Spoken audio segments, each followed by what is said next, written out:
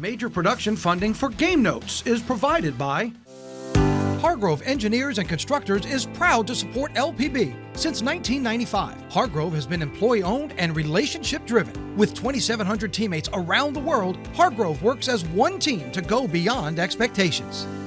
You have what it takes to begin your journey: curiosity, ingenuity, intellect, determination. Through a vast portfolio of affordable and in-demand academic programs, hundreds of student-focused activities, and wraparound services, Southern University meets you where you are, giving you the tools and support that lead you to a successful career in the sciences or the arts. Begin with your goals anywhere. Finish stronger at Southern University at subr.edu. The Rolf Pugh Agency is proud to support this program. Based in Louisiana, Rolf Pugh has provided marketing services nationwide since 1981, partnering with clients in healthcare, retail, automotive, and more. For more information, visit rpagency.com. With additional support from Lafayette Travel, the LSU Alumni Association, and the Cook Hotel and Conference Center at LSU, Louisiana Tech University, Natchitoches Regional Medical Center, Northwestern State University, Red Stick Sports, the U.S. Army Baton Rouge Recruiting Battalion, the Foundation for Excellence in Louisiana Public Broadcasting, and viewers like you. Thank you.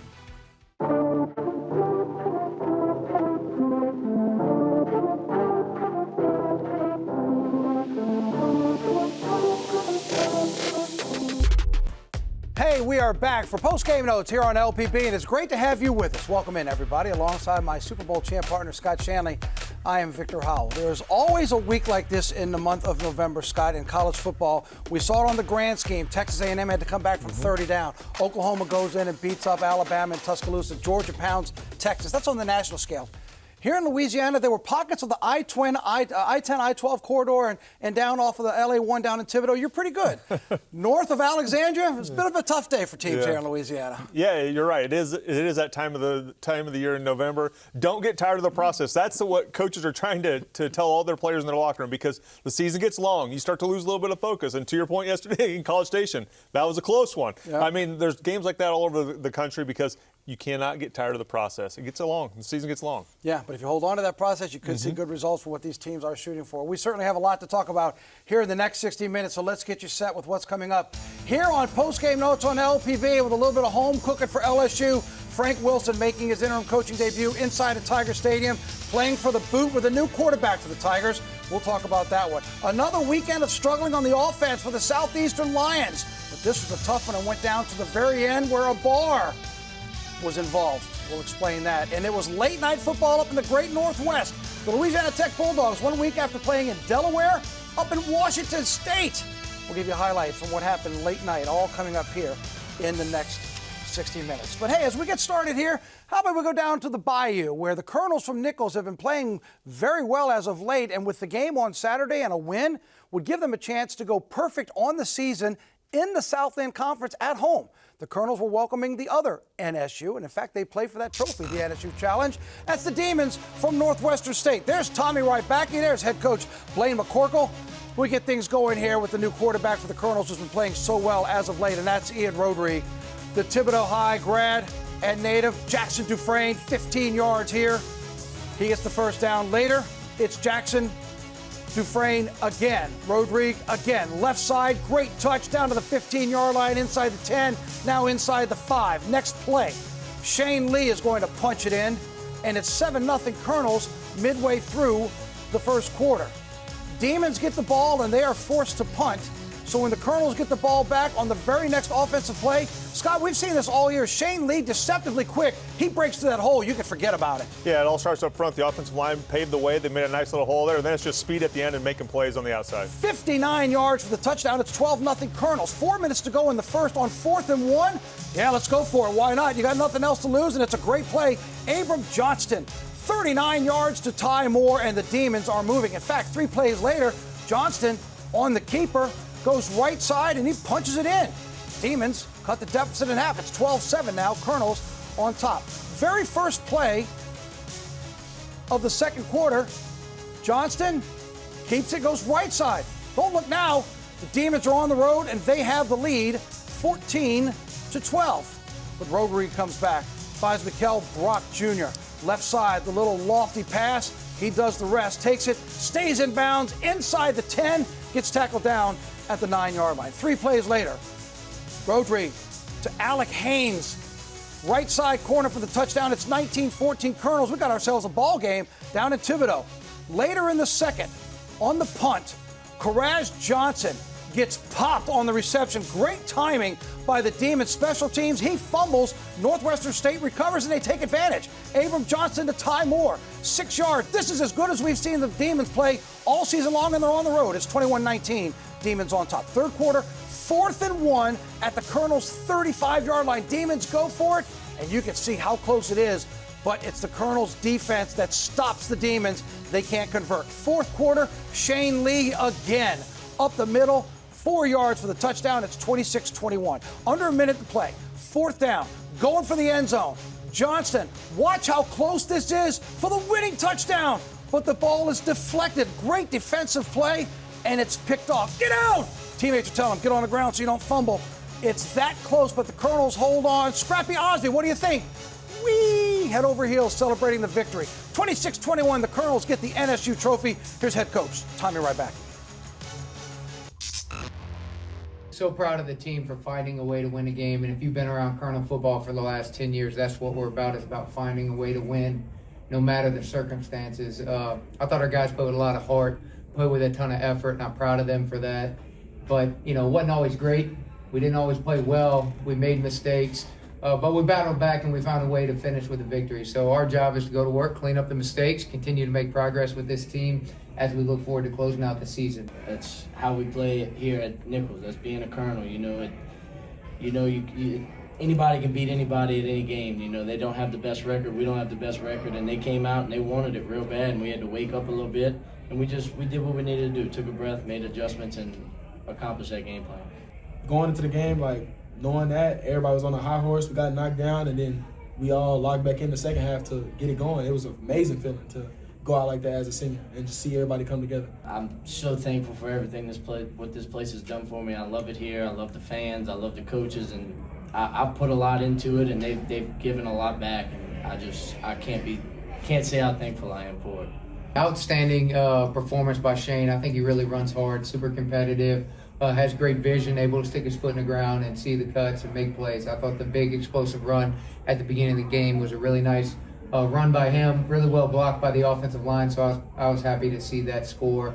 But then throughout the game, he made a bunch of tough runs, 3 and 4 yard runs that are going to be important as the game goes on, and I thought he really did that. And the Wildcat runs were good for him too. It's very fun. Like, once I start getting going, I get going. Like, behind my lineman, probably one of the best nights they had just tonight, and probably one of the best performances I had tonight. I've known Shane for, it's got to be going on 5, 6 years now.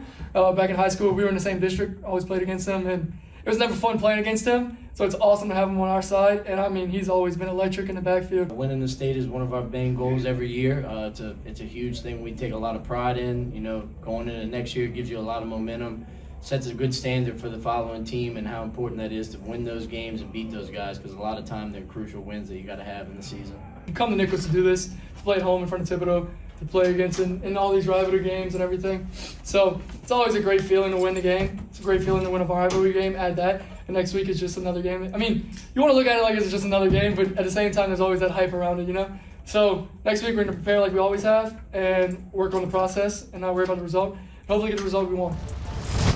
You can certainly hear how proud those Colonels are for the way they've played, and again, go 4-0 at home in the Southland Conference to get the win, 26-21. A monster day from Shane Lee, 14 carries for $134 and those 3 touchdowns that we showed you. Next up for the Demons, it's a quick turnaround. They'll be at Stephen F. Austin. Also a quick turnaround for the Colonels when they go play that rivalry game up in Hammond against the Lions from Southeastern. You heard the victorious side with the Colonels. How about reaction out from head coach Blaine McCorkle from the Demons of Northwestern State? It's a heartbreaker for sure, and I don't know that I can remember being as proud of a football team in a really, really long time. That's our third one-score loss this year, 2 by 3, and that one by 4. And we're doing it, you know, in unbelievable circumstances, and everybody knows that. But anybody out there who claims to be a Northwestern State Demon, if you weren't proud of this football team tonight, shame on you. Shame on you. Because we took 67 freshmen on our roster and played a really good Nicholls team that beat McNeese 31-7, and took a really, really good UTRGV team down to the wire. And they've been through a lot. In week 11, they still showed up to fight. So if you can't be proud of these kids, shame on you. You need to get off the train, right? Yeah. It's not my train. It's Northwestern State train. And that's just real. That's just as real as it gets. These kids are fighters, and they're tough, and I'm proud of them. And they've got the whole world kind of against them, and they know that. But they keep persevering, and they keep showing up, and they keep fighting, and I'm really proud of them. I'm proud of our quarterback. Tough. He's tough. He's a competitor. Our defense stood tall in some key moments. We had some penalties that absolutely hurt us at times. But if you can't see this football team and what's happening, and can't realize that we belong in this league and that we can play in this league, and we've got some unbelievable days ahead of us, again, shame on you, and you need to check yourself. He's right. And I don't know if Lane McCorkle's starting to get a little heat in Natchitoches or what, but if he is, I'm not sure what you were expecting. You hadn't won a game in 2.5 years. 67 freshmen. We've watched Abram Johnson grow in front of our eyes from that very first game when they got the win over Alcorn State. But he's right. 3 one-score losses. I'm not sure what you expected, but if you don't think this team has grown from when we sat here back at the end of August talking about this, you're not paying attention to what's going on. Yeah, there's no doubt. I'm sitting there, you watch this game, and of all the teams we cover, you can make an argument that Nicholls is the most improved team in the last 4 weeks. They were playing some of their best football. They made the quarterback switch. But I agree. Northwestern State, you look at Abram Johnson yesterday, 250 total yards, 3 touchdowns. They outplayed Nicholls in a lot of different areas of this game. I know the final result is the final result. Everybody looks at that. But with game within the game, you were 5 of 7 on 4th down. And you won the time of possession battle against Nicholls, who I just said is playing some of the best football of all the teams we've covered. So there is growth within the program, and I can understand Coach McCorkle getting emotional there because it is a results-oriented business, and it is. College football is a business. But when you're playing that much youth, you want to see growth every single week, and you want to see that what we're doing, what we're telling the guys is working. Not yet on the final scoreboard, but within the game, it's working. And it should be a big challenge when they close out against Stephen F. Austin next week. And then let's turn our attention now to the Colonels, because you're right. What Tommy Rybacki has done after Tim Rebowe steps down, he's been on that staff. They open up with a huge win over UIW, who has been playing much better, and we're going to talk about them in just a moment. Then they had their lapse. But to see what they've done since Ian Rodri came in, the Thibodeau native, right there in the backyard of where the Colonels play, his confidence and his swagger, seeing Lee with the way he's been playing on the running back position, and the Colonels' defense, which has been fairly consistent for most of the season. Scott, they go 4-0 in South End Conference play, including beating the reigning champs to kick off the season. Yeah, from the onset of the season, we said the defense at Nicholls was going to carry the team, and then Shane Lee with the running game. But it's been the spark plug, putting Ian Rodriguez in at quarterback. He has been the spark plug of this team. You can tell the locker room, they play with a swagger, they play with a little bit of different energy since he's been in there, because their quarterback, we saw last week in a highlight, helmet was off, and he's going toe-to-toe with whoever's in his face. So that type of personality, it's a great coach team, and they're playing some of their best football right now. And as we mentioned, both teams will play on Thursday. And as for the Colonels, it's another big matchup because the bell is on the line. It's one of those big rivalry games where Nicholls will be up in Hammond, Louisiana, Hammond, America, if you will. They'll be taking on the Lions from Southeastern in the River Bell Classic. The Lions will lead this 18-17 overall. The Lions 4-0 at home, but as we just talked about with the Colonels, 3 of their last 4 have gone to the win column. You can check out that game Thursday night on ESPN+. Speaking of the Lions, 1 week ago, they took it on the chin in a big showdown against Lamar. This week, back in the state of Texas against those reigning champs in UIW. Let's pick it up with E.J. Colton to Jalen Walthall. 50 yards across the middle, gets tripped up before he can break it all the way, but he's inside the 15-yard line. It leads to a Will Ferris field goal attempt, and this one is no good. Keeps it to the left. That might be an important miss as we roll on to the highlights here. Lions then are forced to punt.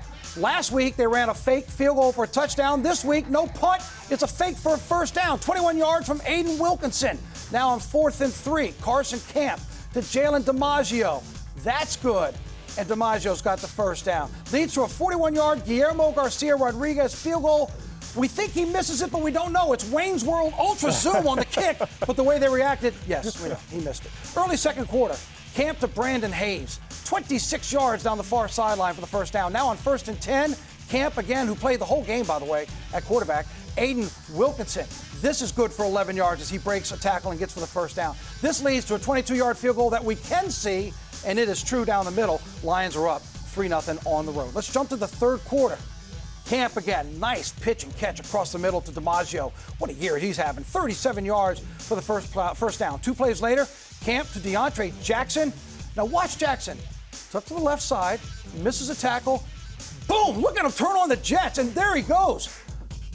Takes it to the end zone, 37 yards for the touchdown. Lions are up 10-0 in the third quarter. 5 minutes left to go now in the fourth quarter. E.J. Colton back, scrambles, makes a move, 27 yards. Uh-oh, here they come. UIW is going to get on the board. Oh, he's tackled at the 5. But 2 plays later, Tim Carter from 1 yard out is going to punch it in. And just like that, it's 10-7, and it's time to start chewing on some fingernails. We got 4 minutes to go. UIW gets the ball back. Under 30 seconds to go. Colton has got to get the ball down the field. You can see they're back by their own end zone at the 16-yard line. Colton's going to heave this up, and the prayer is answered as Jalen Walthall again. 57 yards, he makes the catch. Now they're in field goal range if they can't punch it in. Well, they can't punch it in, so they go for the field goal to tie. The kick is tipped, stoink, off the crossbar. That's how close it is. Scott, take another look, lower left of your screen. Even the officials ducking. Oh, that close from tying it up. But the Lions get a hand on the kick. It's a huge win for Southeastern. The first, in fact, at UIW since 2016. KK Reno had 17 tackles. I'm not a defensive guy. I hear that's a lot. That's a lot. That's a season's worth for some guys. 17 tackles for the Lions defense. It had 4 sacks, 7 tackles for a loss, and a huge win for the 21st ranked Lions, 10-7. And as we told you, next up for Southeastern, the quick turnaround, the Thursday night game against Nicholls, and that should be a good one. Here they come, sweetest threads in college football on Saturday. The City Edition threads for Tulane as they take the field at Yulman Stadium, sold out for this game against Florida Atlantic. First quarter, maybe the punt returner was tipping his hand. The sun's in his eyes off of Claiborne Avenue, and that's a problem because Easton Messer loses the ball. He muffs it. Tulane gets it, and they are in great shape. How good? Very next play. Jimmy Calloway on the end around from Retzlaff, and he's gone. 14 yards for the touchdown, and just like that, Tulane is up 7-0. Next FAU possession. Well, evidently, no one wants to get these new threads dirty because Caden Veldkamp hits Easton Messer, and he makes up for that muff punt. Breaks a tackle there, moves here, breaks another tackle here, gets past another one. Finally, he's brought down at the 36-yard line. Huge gain for FAU. It leads to a Garrison Smith field goal.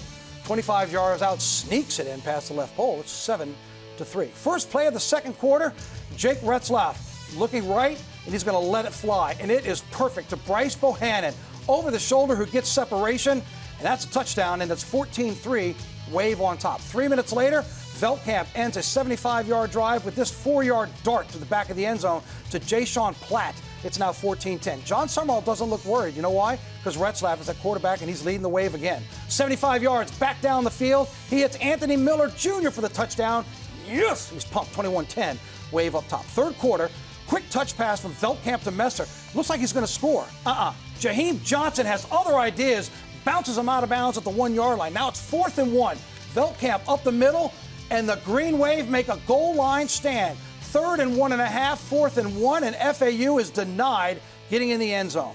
Under 4 minutes to play, Scott, in the third, another 4th down for FAU. How tough is this open field tackle? It's really tough. I mean, this is why you got to get space players. You have to be able to run on the defense to make plays like that. I mean, Mekhi Williams, open field all alone, makes that tackle and stops him on 4th down. Tulane gets the ball back. Jamari McClure up the middle. Now it's 28-10, wave are rolling. 28-16, mid-4th, a little trickery. Toss it back to Retzlaff. He goes downfield to Johnny Pascuzzi, 22 yards on the gain. 4 plays later, Retzlaff caps it off with a touchdown. Hey, it's 35-16, wave are rolling. FAU, though, goes right back down the field.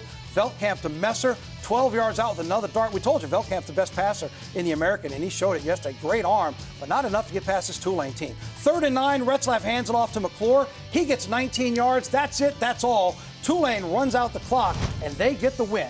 35-24, Retzlaff throws for 241 and 2 touchdowns on the day. The Owls had 4 turnovers. More on Tulane's defensive effort in just a moment. Next up for the Green Wave, they control their destiny, but they got to get it done on the road next weekend up at Philly against Temple. But before we get to that, let's hear from John Summerall and company on the big win by the Green Wave.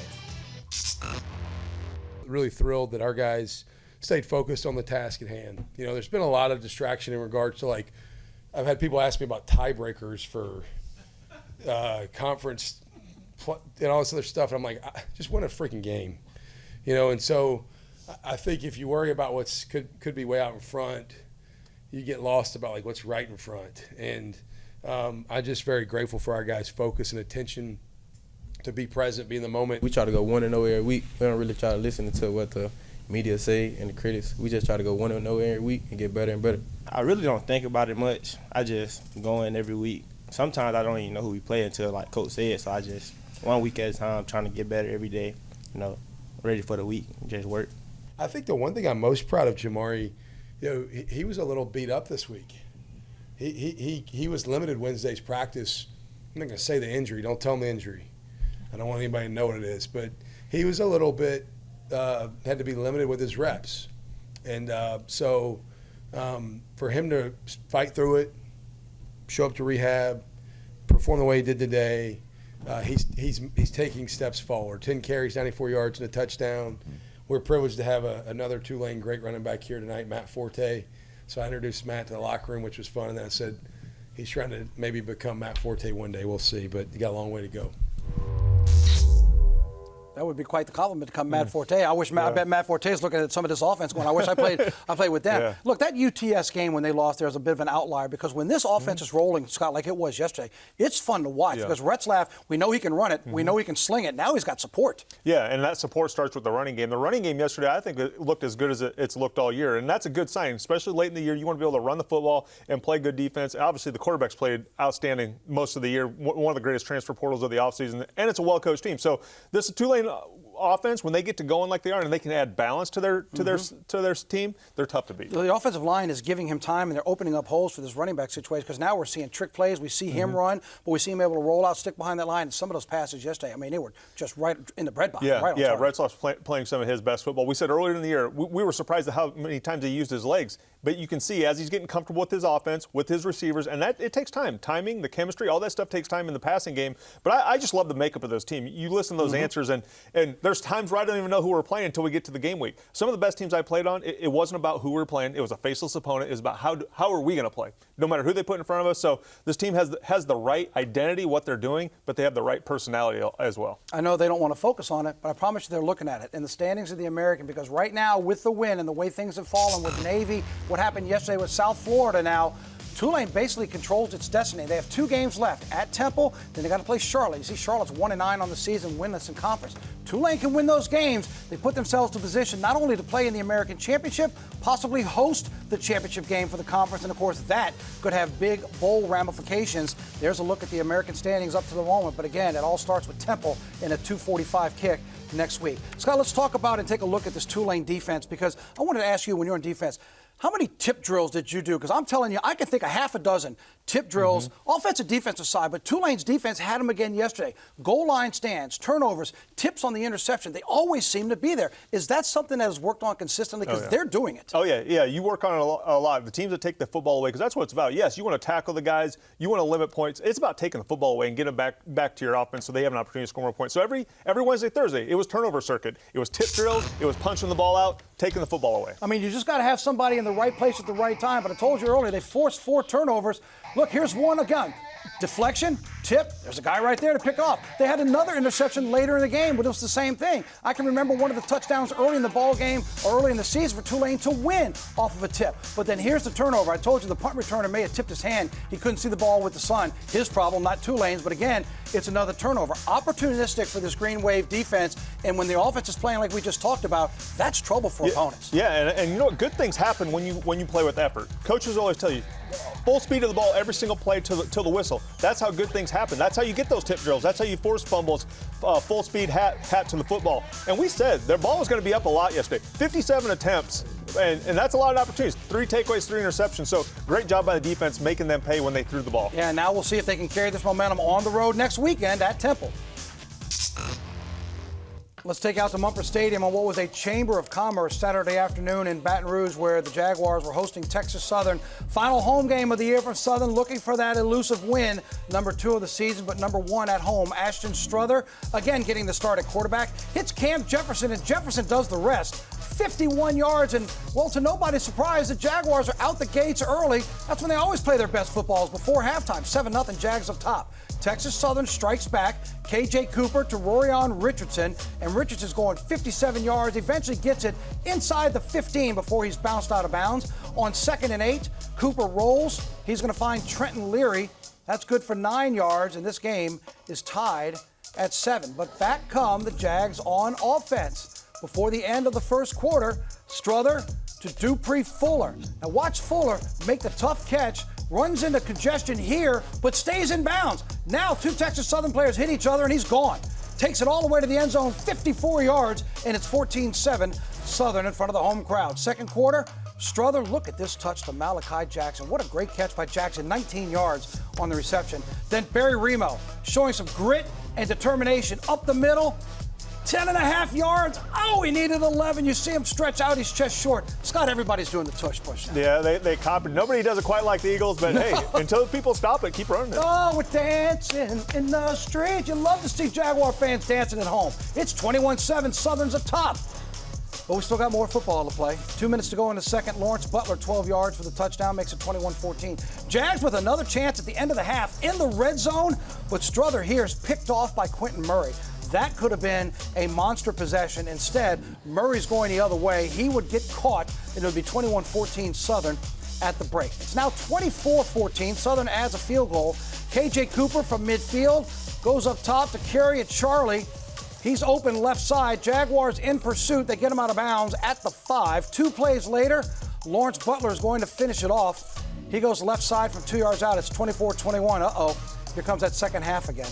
It's now 28-24 Texas Southern. Cameron McCoy's in at quarterback, and he goes right, and he does the one thing you can't do. He loses the football, and Texas Southern jumps on it in great field position. They then score again when K.J. Cooper hits Jalen Williams from 12 yards out. Once again, it's self-inflicted wounds, the fumble, horrible field position for Southern, great field position for the opponent. They take advantage of the short field. It's 35-24. Cameron does punch it in one more time for the Jags, but unfortunately for the man in blue and gold, it is not enough to get the job done at home. Texas Southern wins at 35-30, so the losing skid continues. Kelby Givens, who, as we've talked about, has been an outstanding player for his entire career. 7 tackles and 1.5 sacks for the Jags defense. But Southern goes winless at home this season, 0-5. They're now 1-10 overall, and they have a bye week before they head down to New Orleans for the nationally televised season finale against Grambling in the Bayou Classic.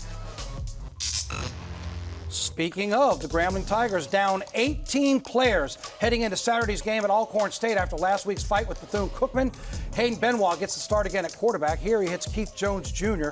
That's 15 yards and a good first down for Grambling. 3rd and 10. Hey, if it worked once, why not do it again? Same connection. This time it's across the middle. 15 more yards, and the Tigers are moving the sticks.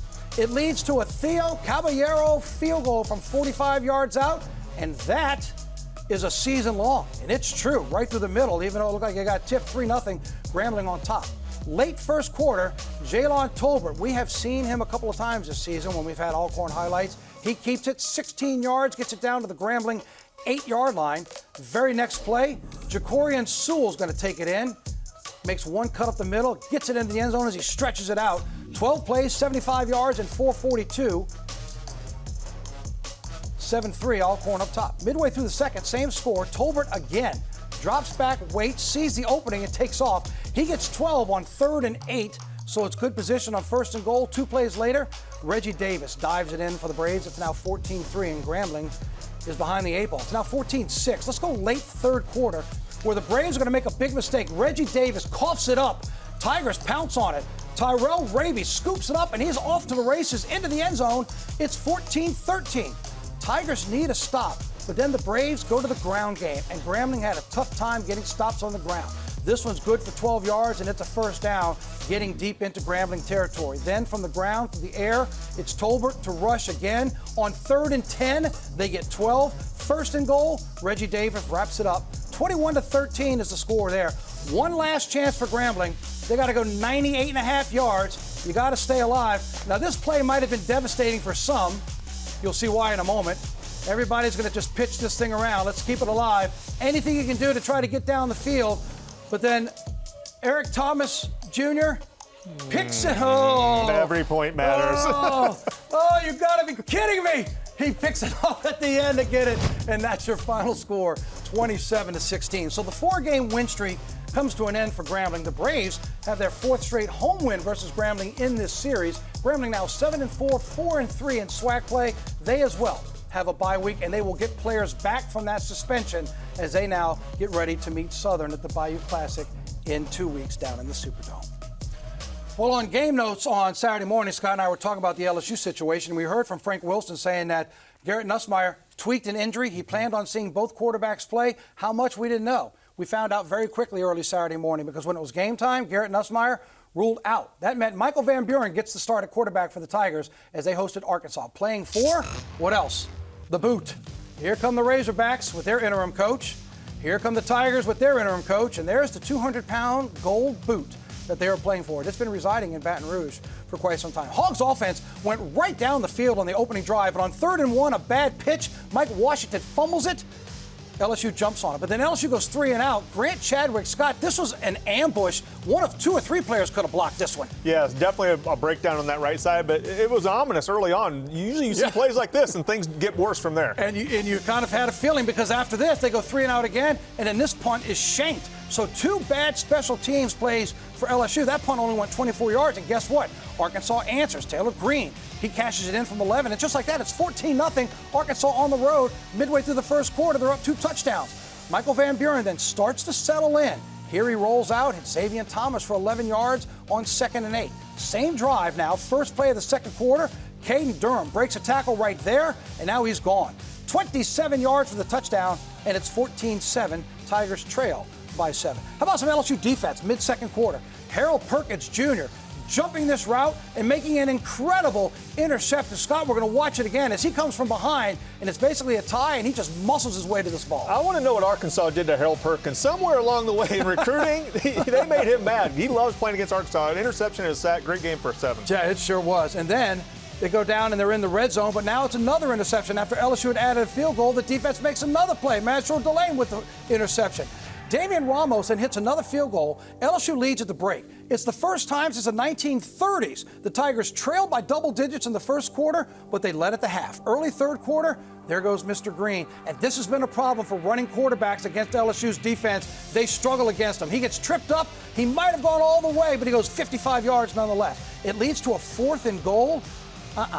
Not going to happen. The Tigers defense is going to have none of it as they hold on the goal line stand.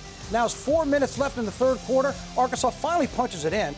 Mike Washington from 9 yards out makes it 22-16. Is LSU going to get to 25? I don't know. They're sitting on 16. Here we are in the fourth quarter. 3rd and 6. Van Buren to Bauer Sharp. Back in the end zone, and he makes a great catch. Tigers up 23-22. Still haven't gotten to 25, but they got the lead. Scott Starzik then with a shot to win it from 48 yards out. Oh, no.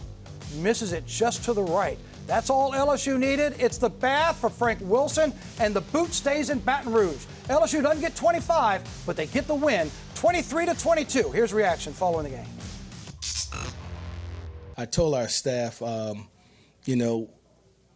proud of them and the way that they prepared, the way that they challenged their position group, the way that they coached.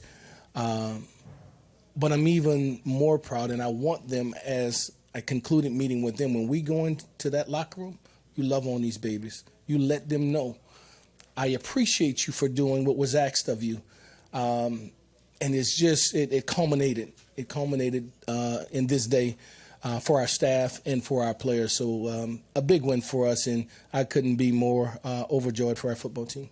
When you were introduced as interim, you made sure to reiterate, we are going to run the ball. So how do you just assess the success of the rushing attack today? When you look at this football game and our offense plays 70-plus snaps and our defense plays 50 snaps, that's what allows them to be so dominant as a Congrats on your first win, Coach, from Tiger Stadium.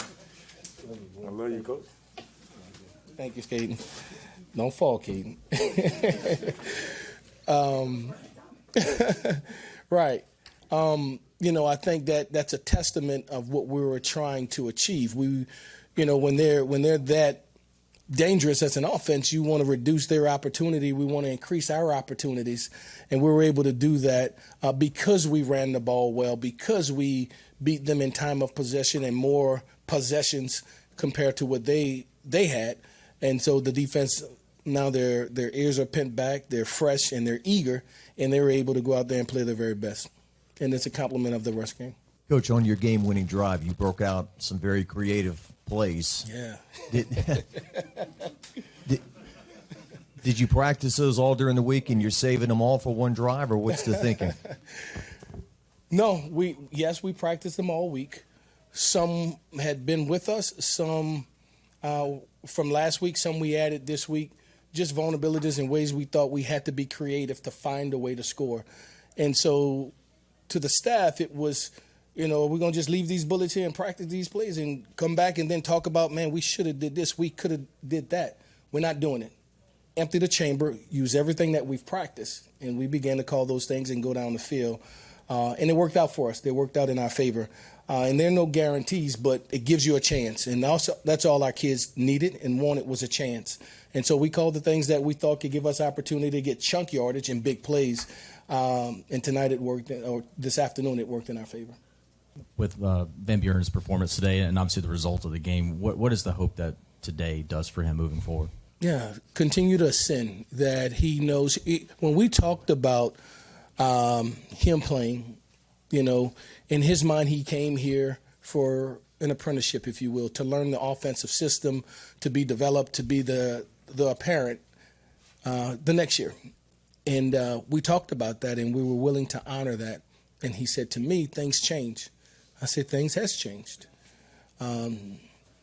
What's your thoughts? He said, Coach, I want to play.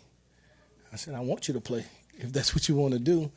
And this would be something that will be taken in consideration and not just an opportunity to go in to run a zone read and then take you out, that we would invest in you and we would develop you so that you become the best version of you going forth. And so I think he is an ascending player that continues to improve, and the more he plays, I think the more productive he will be.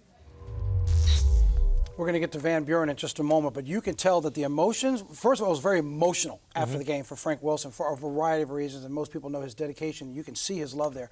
I don't think under the other regime that you're going to see the emotion with players seeing him. Did you ever play with a coach that has the effect on players like yourself that you see Frank Wilson having on the players that he helps recruit and with this team right now? Yeah, I think for me, it was my linebackers coach in the NFL when I got to the Saints, Joe Vitt. He's still coaching. He's with the Denver Broncos now. He coached for 37 years. But I think for me as a player, I think most players don't allow a coach to coach them until they feel like they can trust him. And once you feel like you have that trust, like a coach truly cares about you beyond the jersey number, that's when you elevate your game as a player. And I think just you can tell there's love. There's a different type of environment around the program. And Caden Durham, outstanding, probably played his best game since the start of the year. Harlan Berry, these guys getting touches, their coach saying, hey, we're going to run the ball, and we're not going to go away from it just because it doesn't work early. Those guys are beginning to see and listen to those words, and they trust the coaches in front of them. Yeah, and you can certainly see there's a different approach and a different emotion. One thing that might be concerning to Tiger fans when you heard him say, we have to find ways to score. Once again, this offense did not get north of 25 points, but they finally, after several weeks, did get the win.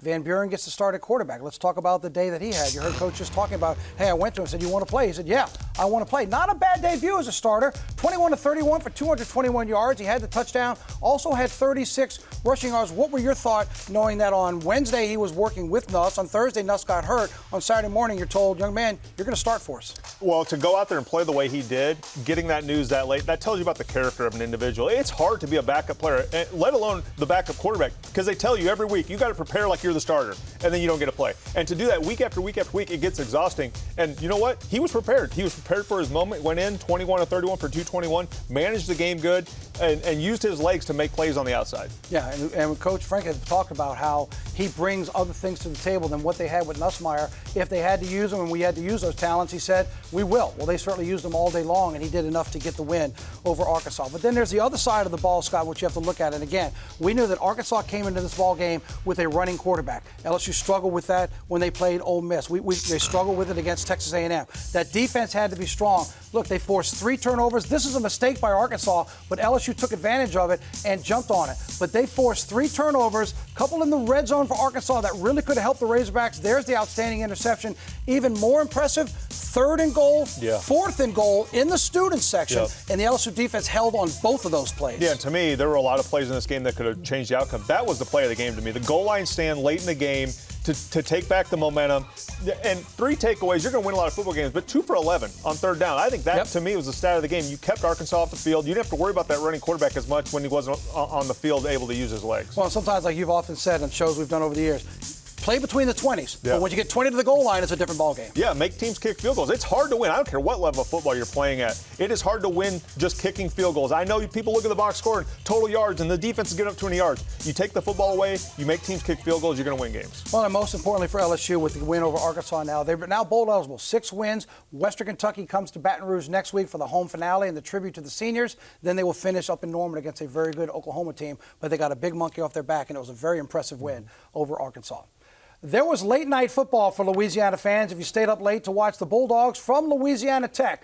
Delaware 1 week ago on the East Coast. The Great Northwest last night. It was just after 9 o'clock Central when they kicked things off against Washington State.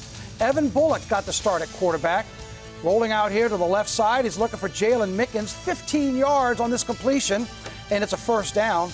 Bulldogs have to go back to punt, and early in the ballgame, like 2.5 minutes into the ballgame, Sonny Cumbie calling the trick play, and it looks like it's going to work. But Scott, look at the defensive play here by Marley and Jackson where it's broken up. But watch the play with the hands right here. That's a heck of a play. I mean, we talked about being a space player, going out and making individual plays.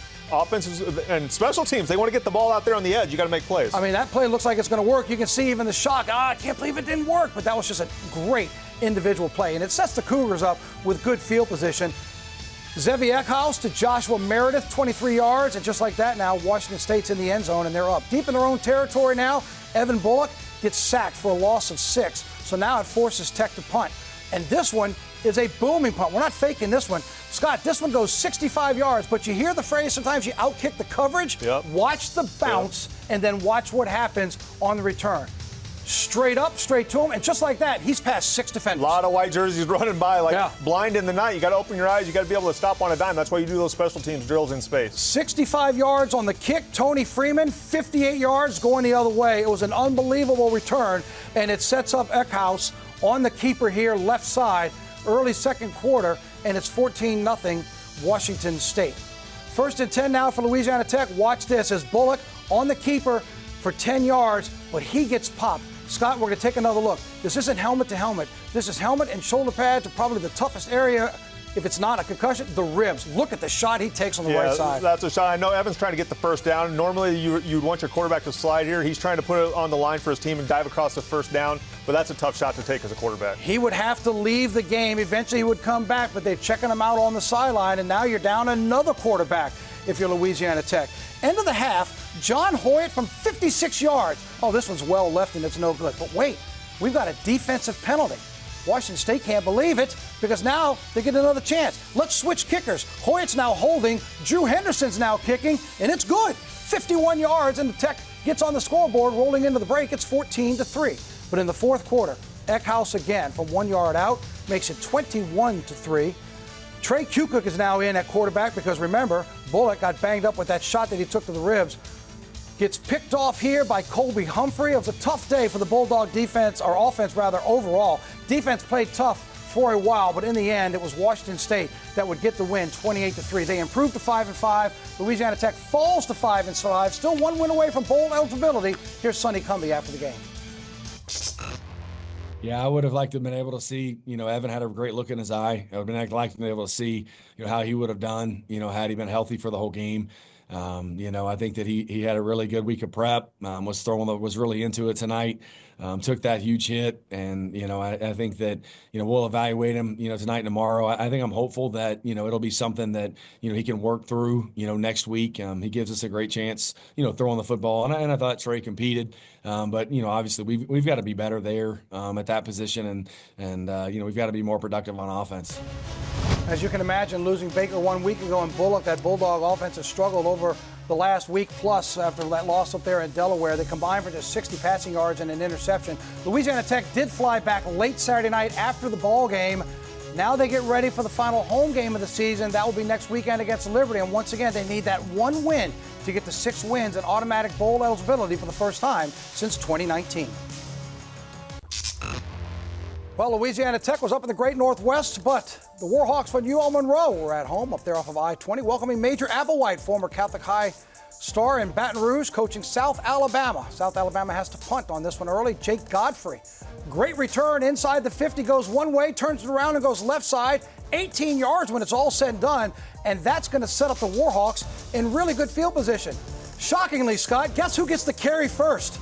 Former South Alabama star Braylon McReynolds, and there he goes. That's what happens in a revenge game. He's thinking, you guys miss me yet? That's exactly. Making a statement, 29 yards on the touchdown after one play. The Warhawks were up 7-0. Later in the first, 3rd and 1, Bishop Davenport on the keeper. He gets stopped. Where's Noah Fleming going? Wait, are we going the other way? Take another, that's a touchdown. Take another look at this, Scott. Andre Mack with the strip. They don't blow it dead. He picks it up, literally takes it out of his lap. There he goes. There's one man playing until he hears a whistle. Everybody else stood around, thought they heard a whistle. This guy scores a touchdown. And there he goes, touchdown, and it's 14-0 Warhawks. Second quarter now, Keenan Phillips with the tough run here. 15 yards when it's all said and done. Kentrell Bullock then cashes this one in, and it's 14-7 as he scores from 3 yards out. 14-7 is the score at the half. We'll go third quarter now. It's 3rd and 13, Bishop Davenport. He's going to fling this one over to Anthony Eager, who's eager to keep going. 48 yards on that reception. Great field position for South Alabama. Next play, Davenport. He keeps this one left side, 23 yards, trying to find the block. Inside the 5, gets knocked out of bounds at the 1 yard line. 2 plays later, Davenport keeps it himself and punches it in. And now we're tied at 14. Great start out of the gates for Warhawks. Now they've kind of slowed down and gone into neutral. Got to pick up something. After a Warhawk punt, Davenport looking for Anthony Eager. Right side gets down to the 3 yard line. And on the next play, it's Davenport again. He helps him get down there. Then Davenport likes to pad the stats with the scores. He punches it in. It's 20-14. Early fourth quarter, Kentrell Bullock. 8 yards left side. Now it's 26-14, and South Alabama's getting separation. Warhawks are looking to close the gap. Aiden Armenta up top. This is deflected, and Scott, this might be, and I'm not overstating it, this might be the interception of the year. It looks plain now. I'm going to zoom in, and I want you to take another look at the concentration here by Ty Goodwell. Bounce, catch, pins it on the helmet. That's some serious hand-eye coordination. Then he ends it with the Giants-Patriots Super Bowl to the helmet catch. Exactly, to the helmet, and he keeps it pinned against the helmet. South Alabama goes on to win at 26-14. Here's Brian Vincent after the game. I told him, I said, there's only one way to ever do anything, and that's to do it to the end. And that's all we know, and that's all we've ever known, and we're not going to get down. We're not. This is the long haul. This is a journey. And look, we're better than that. We're better than that. And we've got to show it. We've got to show it. But I love these seniors. I love this class. They meant a lot to this program, this town. And we're not done. We'll go to the end. It's, it's just frustrating for them, but we're going to finish. We're going to fight to the end. That's the only thing we know. That's the only way they've been led. And we just got to improve our execution. The thing that's killed us is all year is it's the 3rd and 20s. Again, you look up and you're in 3rd and 25. You're in 3rd and 22. The penalties put us in unmanageable 3rd downs. So it's hard to be good on 3rd down when it's 3rd and 20 plus. And we've had a record of those this year, a record. I think we're 61% under 8 and under, and then, I think we're 0 for 28 on 3rd and 20 and plus. So we put ourselves in bad situations from lack of execution and penalties, and those are hard to overcome. Aiden, again, he's not getting the penalties. He's not, putting us in 3rd and 15, 3rd and 20 situations. That's tough on a quarterback. When you look up, every couple 3rd downs and it's 3rd and 20. So, it comes from the unit. Every man that takes the field, it comes from the unit. And we had some big plays, pulled back, big plays pulled back. But it's what we got to fix. We got to look at it and fix it. So it's where we're at. Brian Vince is starting to call for a little bit of accountability. On the defense, third and more than 15, you're pinning your ears back. You're coming at you. Yeah, you have a high success rate on third and that long. Third and long is really considered 3rd and 8+. So when you're in 3rd and 15, 3rd and 20, everybody's just dropping back to the sticks, playing that area and getting after the quarterback. Yeah, and look, they were 1 for 9 on third downs and just 154 total yards for the Warhawks. And then you add to that 8 penalties for almost 100 yards. That's why you only had the ball for under 23 minutes, and South Alabama came in to get the win up in Monroe. Well, last week, the University of Texas Rio Grande Valley Vaqueros had to sneak by one against Nicholls. Saturday night, they were over in Lake Charles, taking on the Cowboys from McNeese. Devin Lippold in at quarterback on 4th and 1. He hit Logan Malden for a 16-yard play. Then 2 plays later, we see Jake Strong. He goes to Curtis Neville for 15 yards after Neville makes one big move there. It leads to a Deaglan Cameron field goal, and that's his first college field goal. Congratulations, young man. 35 yards out. It's 3-0 Cowboys at this point. End of the first quarter, it's a 2-play drive, and that's because play number 2 was a big one. Strong to Matthew McAllister. Fastest guy on the team, you can forget it. 85 yards, he's gone. In the first quarter, the Cowboys had 157 total yards. UTRGV had 8. It's 10-0 McNeese. First big mistake comes midway through the second quarter. Strong pass is tipped and picked off by Jaden Wincher. UTRGV is in good shape. Then Eddie Lee Marburger is going to scramble here. He finds Tavian Cord, 21 yards for the touchdown. Don't forget, the Vaqueros are the highest scoring team in the Southland Conference. Yes, Southeastern beat them by double digits earlier this season in Hammond, but this team knows how to put points on the board. Cowboys had to punt. Now Marburger's running, 26 yards up the middle. Clock is ticking. Vaqueros are moving. 30 seconds left in the half. Marburger finds Tony Diaz back of the end zone, and it's 14-10. The Vaqueros lead at the break. Third quarter, it's 3rd and goal from the 6. And the one thing you can't do is this, take a sack. Strong was trying to move, but he ran into a brick wall, and it's a loss of 4. So now you have to settle for a 27-yard field goal, which is good, but it's 14-13 UTRGV. Second play in the fourth quarter, the Vaqueros strike gold. Marburger goes deep to Tony Diaz. This young man can move, and when he gets the ball in stride, you can forget it. One of the reasons why they are the highest scoring team in the Southland Conference. 75 yards on that big strike. 21-13, UTRGV up. And now the Cowboys have got to get something going. 9 minutes to go, 4th and 3 for the Cowboys. They go for it, but they come up 2 yards short. Needed more, don't get it. The defense holds, and then the Vaqueros put this one away. Marburger to Diaz again for a 3rd time. 28-13 is the score at that point. In the first and third quarters, McNeese outgained UTRGV 234-24 in total yards, but they come up short on the scoreboard. 28-13 is your final. Jake Strong throws for 275 but had 2 interceptions. The Vaqueros, by the way, the most wins in the nation among all first-year football programs. They've been outstanding with what they've done. 8 wins on the season, and they lead the conference in scoring. Next game for McNeese, they close it out with the Border War in Beaumont next weekend against Lamar.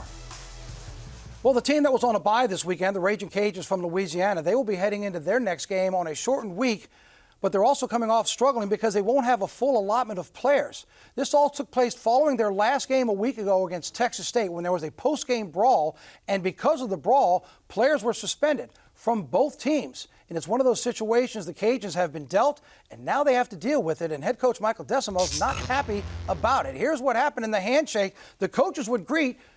Louisiana won the ball game, but afterwards the players get into it, and there are some haymakers thrown, there are punches thrown, there are players knocked to the ground. The Sun Belt Conference said the issue is over with. They have addressed it. They have made the suspensions, and they don't want to talk about it anymore. But now the Cajuns are dealt a short hand going into this week's short week game against Liberty. And as I mentioned, Michael Decimo not pleased with what happened.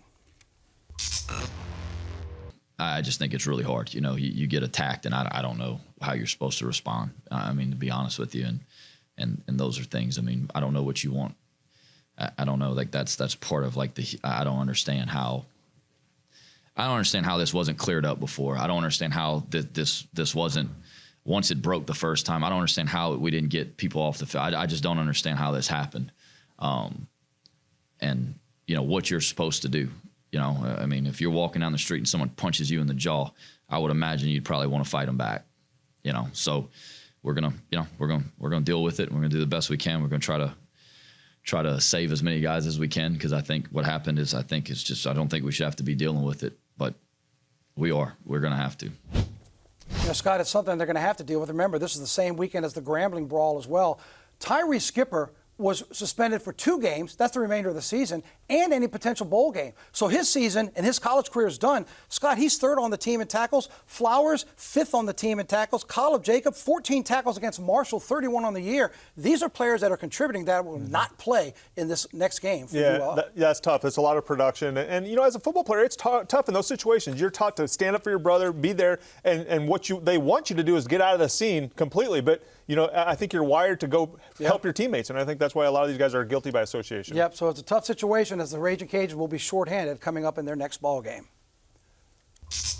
So some of the games we are going to be looking towards as we head into Week 13. 3 of them on Thursday night, including Louisiana. Stephen F. Austin will be taking on Northwestern State, as we talked about. Nicholls and Southeastern for the bell. That'll be the big classic game on Thursday night. Then Liberty's at Louisiana Tech. Can the Bulldogs get win number 6 on the season? Tulane needs the win to keep going in the American.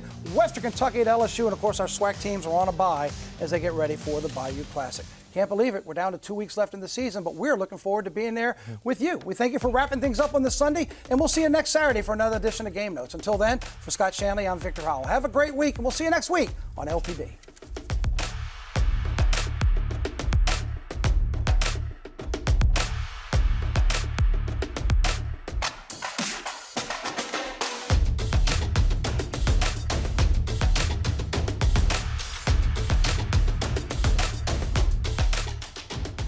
Major production funding for Game Notes is provided by Southern University and A&M College, and Hargrove Engineers and Constructors, and the Romph Pugh Agency, with additional support from Lafayette Travel, the LSU Alumni Association, and the Cook Hotel and Conference Center at LSU, Louisiana Tech University, Natchitoches Regional Medical Center, Northwestern State University, Red Stick Sports, the U.S. Army Baton Rouge Recruiting Battalion, the Foundation for Excellence in Louisiana Public Broadcasting, and viewers like you. Thank you.